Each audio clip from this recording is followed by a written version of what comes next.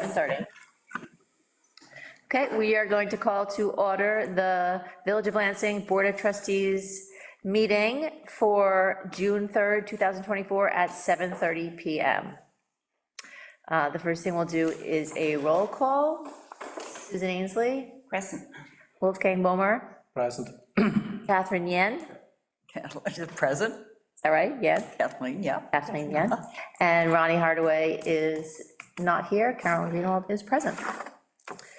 And next, we will approve the minutes from May 20th, 2024. Oh, public comment period, skip.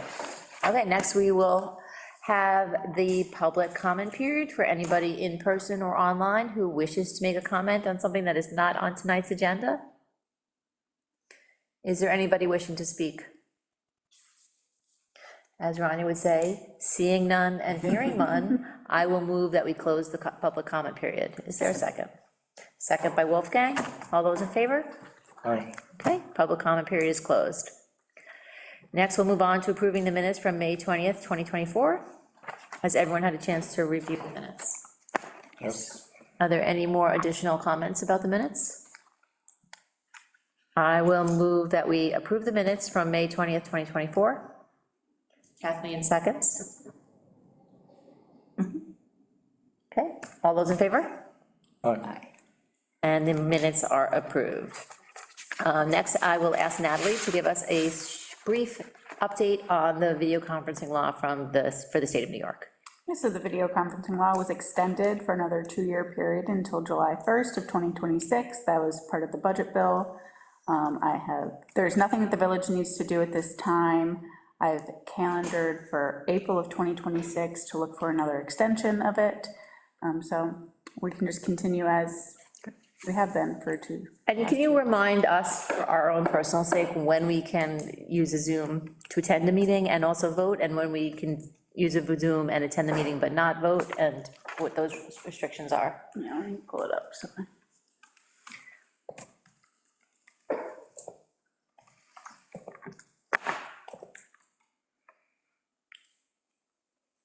It is on the Village of Lansing website, main page, if anyone forgets at any point. Procedures for Lansing video conferencing law.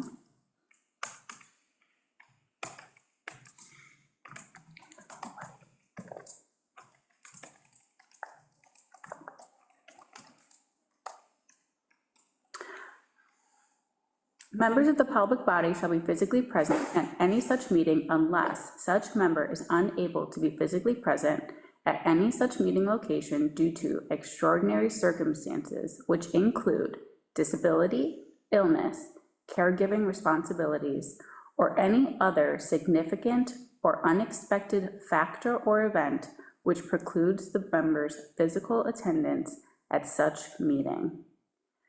Members of the public body do not have a right to attend meetings remotely, but may participate via video conference only at the discretion of said public body. So we get to decide if your significant event allows you to vote or not? Correct. Okay. So our local law does not specify in-person. So for in-person, we need a quorum. In person, and then a member can attend and vote online if we have an in-person. Either way. Okay. Thank you. Any more questions about it? Because it's very subject to interpretation, and our own personal standards that we've been setting so far have been, I would say, on the forgiving side, following the tradition that had been set forth during COVID as to what you think is significant, valid reason. And I think that's the best policy. Yeah, Yeah. it's been a fairly liberal interpretation. It's flexible, and I think it's great to have, the video of the meetings as well for participation. And for review. Yeah. I'm back and watched. Yeah. Okay, should we have a discussion about our solar law? I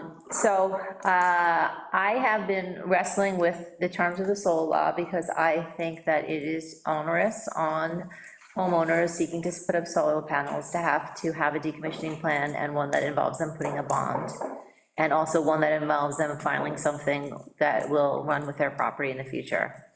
And I understand where it comes from, because it protects the village in the worst-case scenarios, and we have seen some bad-case scenarios in various things. At the same time, I just don't know that homeowners who are owning a solar panel, when is it that the village is gonna step in and feel like the property owner's solar panels are somehow finding a way to harm the village aesthetics?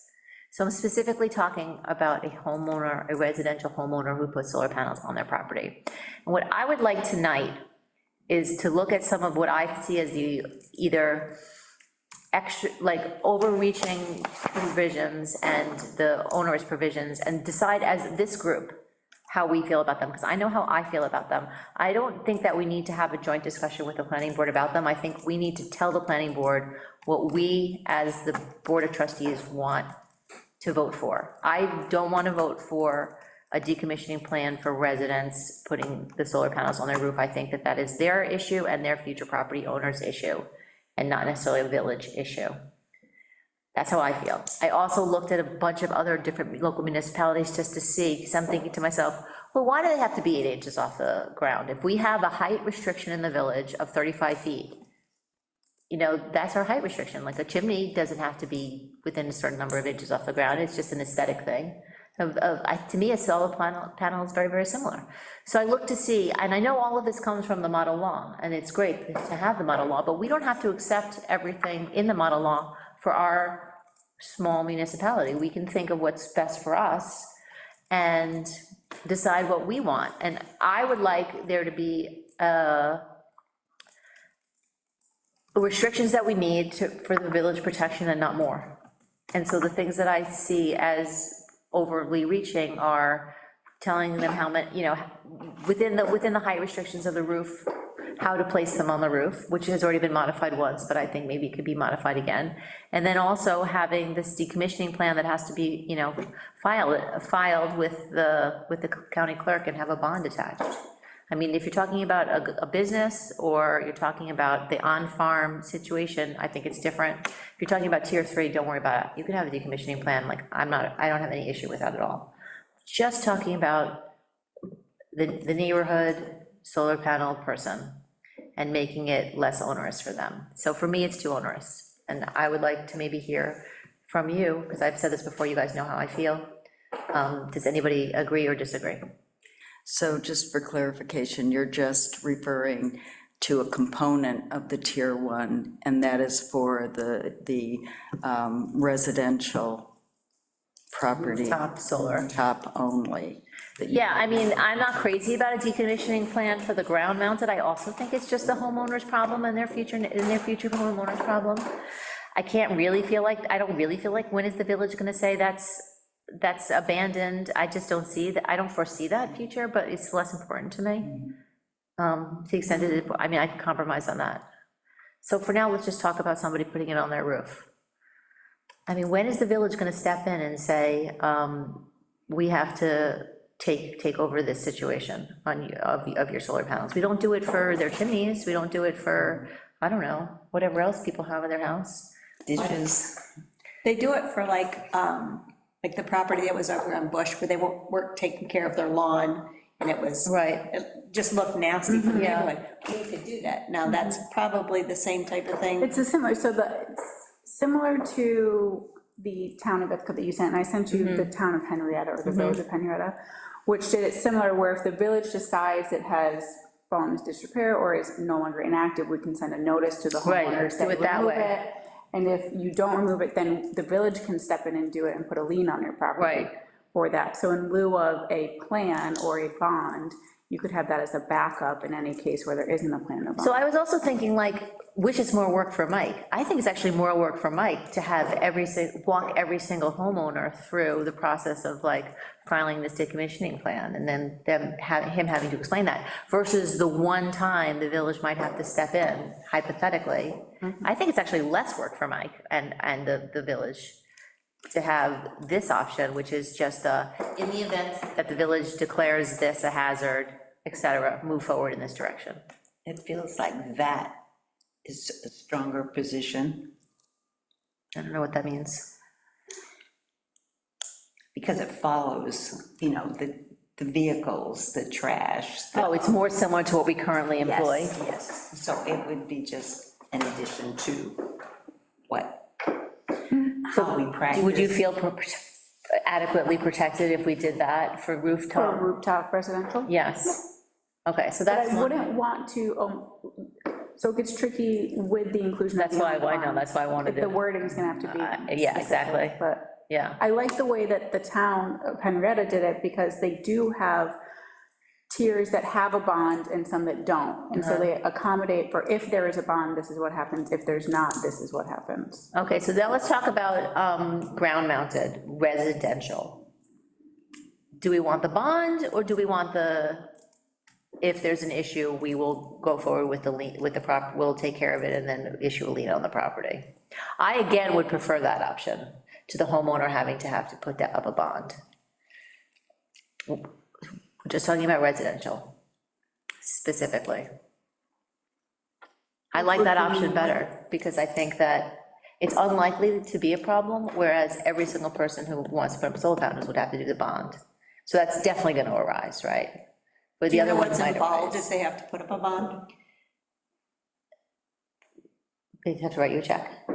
Yeah, and we have to keep track of it, and Yeah. it goes into trust and agency. Yeah. And I hold on to that money for Yeah, 30 years, 40 years, till they get rid of it, and then when they take it down, then I get to give it back. but I don't I think mean, now they you want need, that, though. I don't want that, no. They don't want that either. I do not want that. Nobody wants that. Right, I don't think the okay. resident wants you to have their money, I and thought you you don't could- want their money. No, I don't want it, no. So I prefer the, if we need to take action, ways forward, where we have language in the law that explains that if we need to take Send a action, notice, yeah. we will send a notice like we do for the trucks and for the grass. I'm hearing consensus from Susan. What about the two of you for ground-mounted Residential. residential specifically? Bond or notice? It depends on the property. Talking about your neighbor. Depends on zoning. I know some laws do have the appendix, a land use, and then the type of. Talking about low-density and medium-density residential properties here. How much would the bond have to be?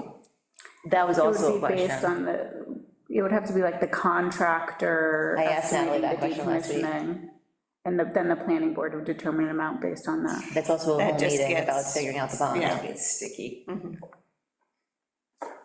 Okay, so I'm hearing from, So for just the residential, the lien option is good. And again, you can put things in the appendix, just like you have the sample language that you could use with the county clerk's office and statement in an appendix. You can also have your land use and zoning in the appendix to refer to. For the ground mounted, it depends who's the owner. just picture Well, your like a exact neighbor residential. right now, like the people on your block is who I'm talking about. Like, would a LLC owner give you a different, Outcome? That's what I'm wondering, how that property is used and how it's subdivided. so, well, I guess how it's used would be residential. So do you mean like a short-term rental would change your opinion? So it would only come up for review then for a bond if the zoning changed. Or if it was If they're in a for different tier, commercial use? if we're gonna set the tiers up, so the bonds will be for, So how it is currently is that there's, tier one is residential roof mounted and on-farm, which has to be tier one. And then I believe tier two is residential ground mounted, all commercial, ground mounted and roof mounted, as long as it's within a certain square size. footage. And then everything greater is tier three. Yeah, and then who owns the property? Is it But who, owner? doesn't Is it, necessarily dictate the private. use. So a lot of people own residential properties as LLCs. That doesn't make it a commercial property, though. Right, It's still a residential property. and is there a way for the producer basically to be responsible for that bond? I'm just asking, The producer, yeah.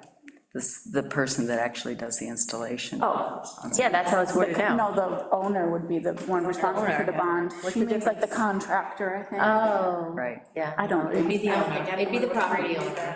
okay. No, I'm fine with the lien for residential Okay. as an option. Wolfgang, what do you think?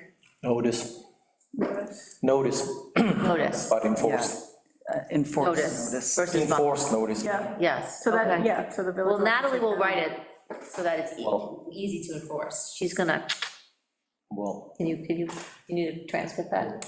yeah. Okay. Meeting minutes, Joe. So, that sounds like we're in agreement then, that we want to put the decommissioning plan, which requires a bond and the filing. Well, on for the commercial? maintenance plan was the thing that required the filing, not the decommissioning plan. And currently, a maintenance plan is discretionary in tier 2 and in tier 3.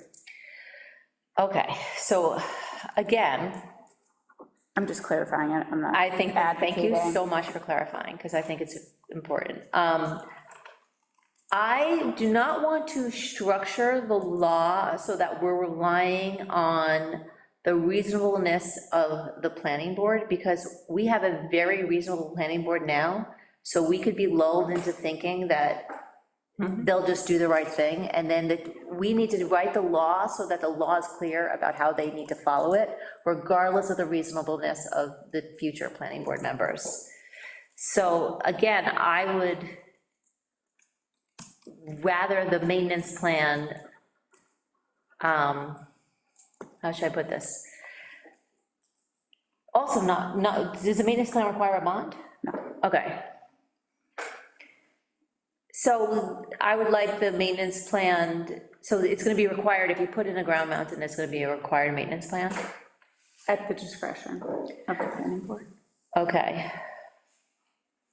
So it could be something similarly where you carve out commercial installations have a maintenance plan versus residential don't.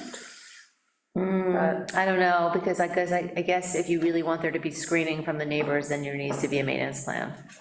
So maybe, no, you don't want a maintenance plan? Why should you? Why should you do a maintenance plan? Anybody with common sense, put some solar panels on the roof, in the garden, wherever. I lose money when I don't do the maintenance. What I need to do, because that has an impact on efficiency, has an impact on how you use the whole thing, has an impact when you have to dispose it, as hazardous waste, by the way. So is the maintenance plan maintaining the solar panels or maintaining the Maintenance plan, vegetation? continuing site maintenance So site maintenance is and different. property upkeep. You don't care? have right now, I assume, site maintenance and whatever. So that's another one of these notice Okay. issues. If it looks ugly, go out there, issue a notice. If it doesn't look ugly, who cares, you know? And the rest of the maintenance, the technical maintenance, anybody who doesn't want to Right. lose money Right. does the technical Agreed, maintenance. we don't have to get into the technical maintenance, for sure. You should Agreed. assume that, you know? Okay, okay.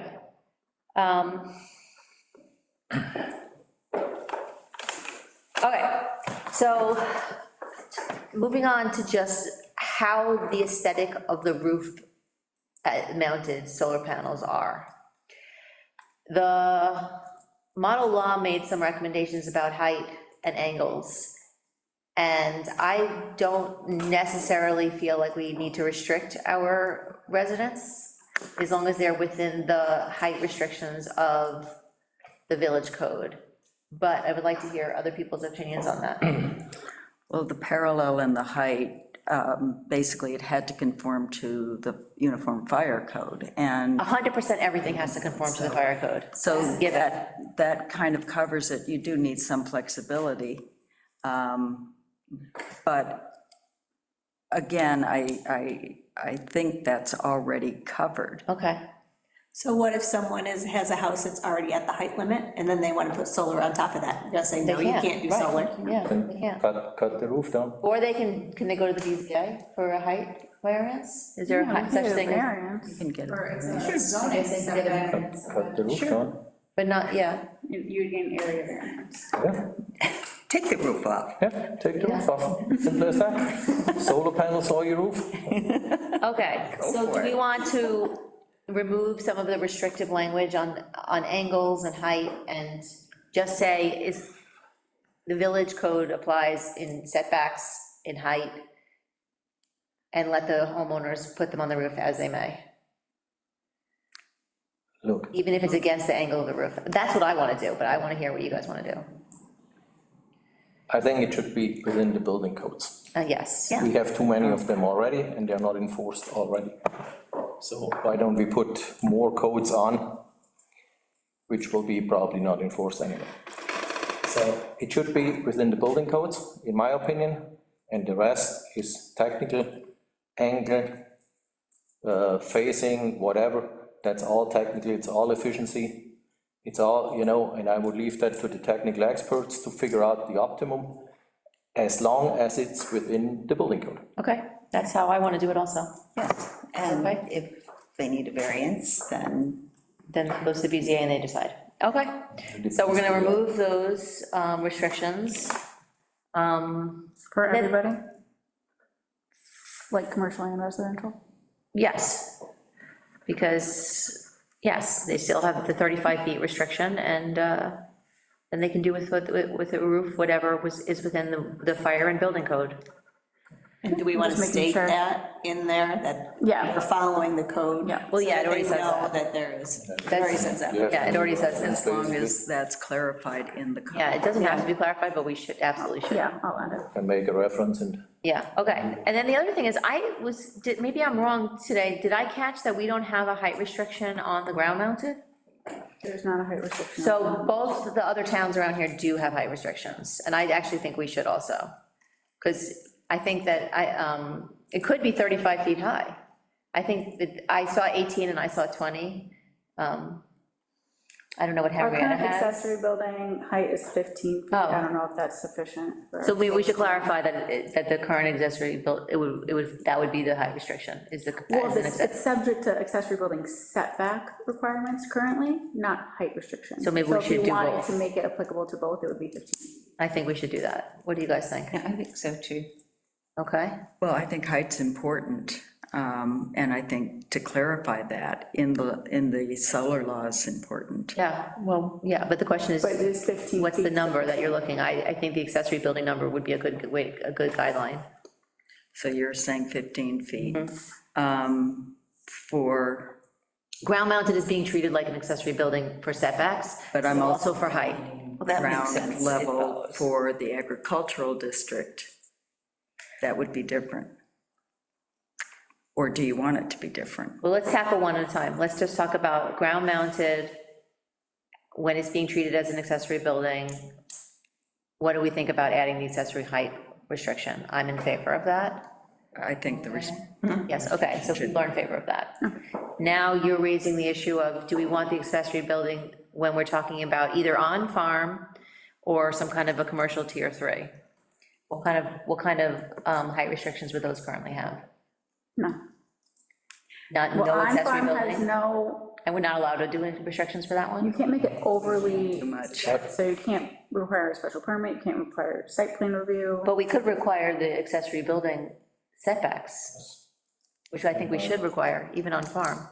That's not I don't onerous. think that is currently listed, though. I think that we should make that change. How much are we allowed to restrict? You can't. We can't be overly onerous, and we can't have a site plan review Or a special. or a special permit. But that's not overly onerous, saying it's subject to accessory. Do you want to research that, or do you feel? I'll look comfortable with into it, but I don't, I'm just trying to think, the setbacks in the ag and market district, like, what would those even, they're different from the residential, so I don't want to make it, that? Okay, so let's look at what that is. I'll look into it. Okay.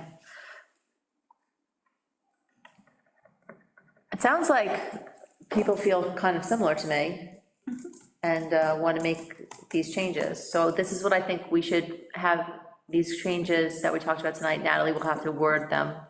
So And then we'll send it to the planning board saying, this is what we're looking for as our, as our The final. way you're working is through Mike Baker? So you'll send them, I think Natalie needs to draft this, because it has to be, well, not you, but I think everybody. I think once she redrafts it, it should come to us again, I'll send the it back to trustees, you. so you can make Make sure that sure that everything it's is there correct. that you had talked about, and then goes to planning board. okay. And Do you want it on the agenda for next Monday's meeting? 2 weeks? Yes or no? I'll try. I'm gonna try my best. Make I it think it 4, would make be- it 4 weeks. Yeah. I would We don't prefer have to 4. stress you Okay, out. no, that's fine. That's fine. I just want to put it on my Yeah. calendar to mark, so first meeting in July. Yes, that'd be great. Perfect, because it sounds like you've got a little work to do.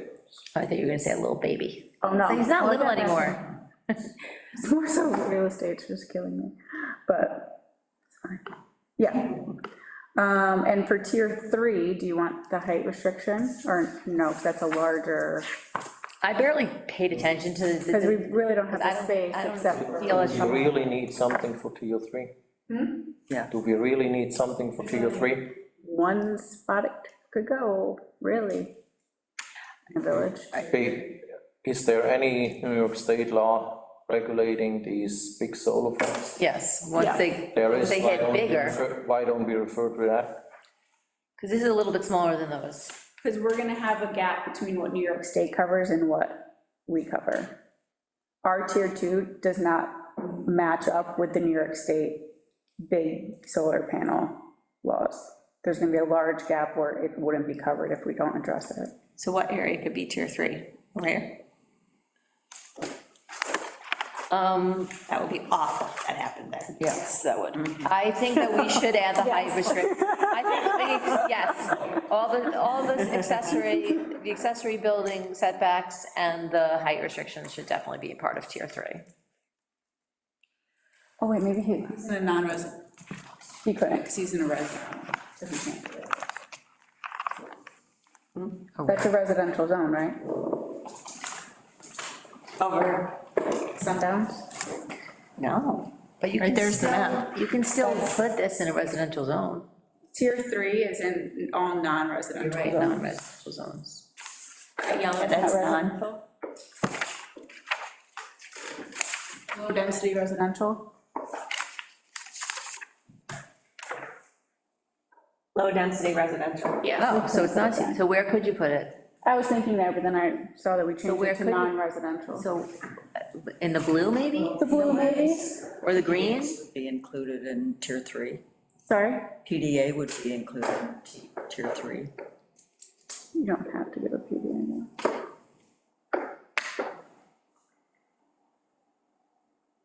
If you did a PDA there. But you don't have to agree with PDAs either. PDA is also a residential zone. But a PDA is very at the discretion of the planning board and the board of trustees. I think we should keep the tier 3 protections in there, because we don't know what's gonna happen with certain large parcels that are non-residential. You know, I think for future, it just advice for protecting the village for any future impact and how it could potentially be used. I think it's good to keep your tier 3 in there, I think so too. just to mitigate any potential. Yeah, I think, There's very few places it could go right now. We already drafted it. Keep it. yeah, so, Okay, so does anyone else want to say anything about the solar law and what they want to see differently employed or specifically employed? No, I don't, I think, I would suggest that we look again into the details and take as much as at the discretion of somebody out okay. and define it. Okay, I like that idea. Because I see examples of the discretion of the planning board every morning when I look out of my window, and I don't like that at all. Fair enough. Kathy, what were you gonna say? A couple things. I'd like to see the most current version that the planning I can't talk tonight, I'm so sorry, that the planning board sent. The one that Mike The sent? most up-to-date one, yeah. And also, the Village of Henrietta that you mentioned, that had that language. I can send that. That would be good. And a joint meeting where the planning board could just, we could present the suggestions from the trustees and any other questions that We already arose. had the joint meeting, I don't know. Right, I think it's done, I think that we need to tell them what we think is appropriate. And but they are very uncomfortable with it, they let us know, rather than planning a meeting. Let's just see if they are maybe convinced. But after that, I think a joint meeting to just answer any remaining questions or issues, I think would be useful. If there are any, hopefully there won't be. if there are any. Hopefully we'll be in Public. agreement, because we've already I met. mean, they also similarly have Pat as the liaison from this meeting, so we can keep them up to date on changes that are. And they'll being read worked on. this, they'll read these minutes, but they'll Yeah. see the law, and they'll let us know. If they're uncomfortable enough, that we'll have a meeting, but if they're not uncomfortable enough, then I think that we can just go forward with it as we've determined is appropriate. I'm looking for the one with attachment from Mike, so I can send that to you. You're sending it to all of us, right? Here's an updated. It's Jody.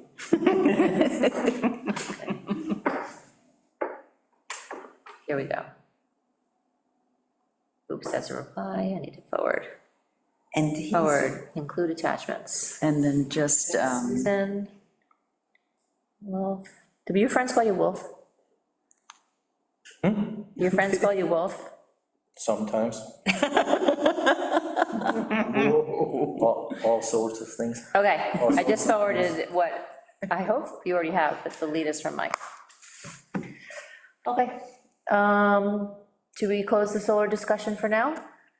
I think so.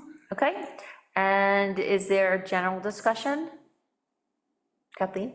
oh, no, I was still on the solar, sorry. Okay. Just help me out with the process. There'll also be, after the draft law is agreed on, there'll be a public meeting for the, Yeah, there'll be a public hearing for the public to Right. come, and then we can vote on it after. then Do a public finalize. So everyone can review. So it has to be, I mean, it just has to follow the procedures of the The local law, regular because it is a law. procedures. Right, It'll be part of the codification, is it gonna be part of the codification, correct? yep. Thank you.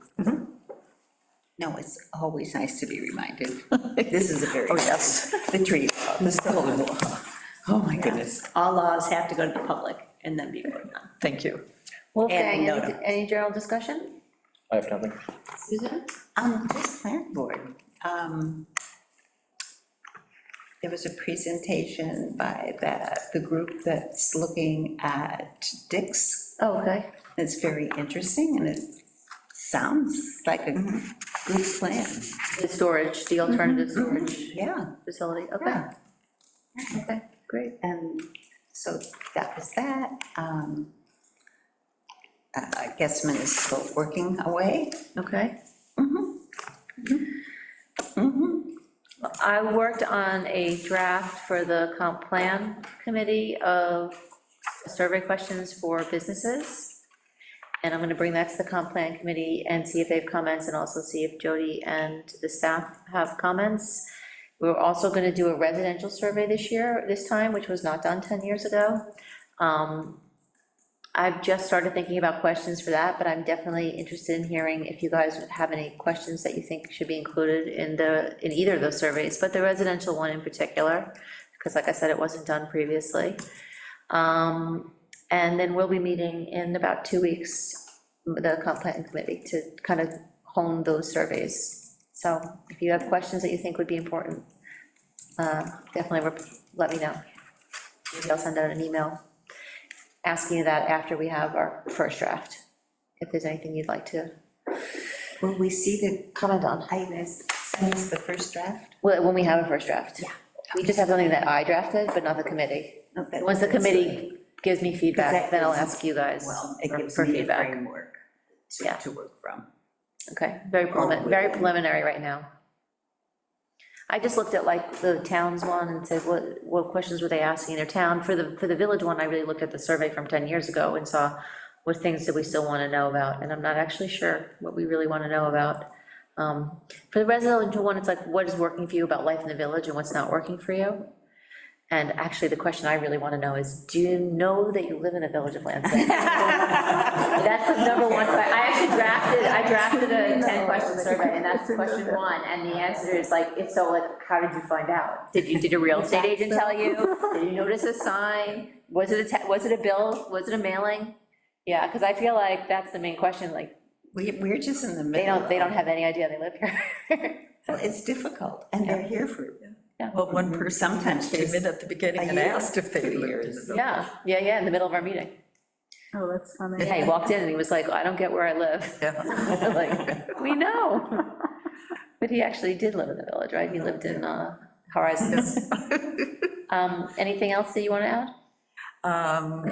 Just that the site is now live for the Safe Roads program. Yes. It's very interactive. They sent out the link to Yeah. everyone, so. And you can see, it's very interactive. You can see where accidents were, where their recommendations are for, within the county as well, which is good information to have. And the Tompkins County information officer sent out the information on the updated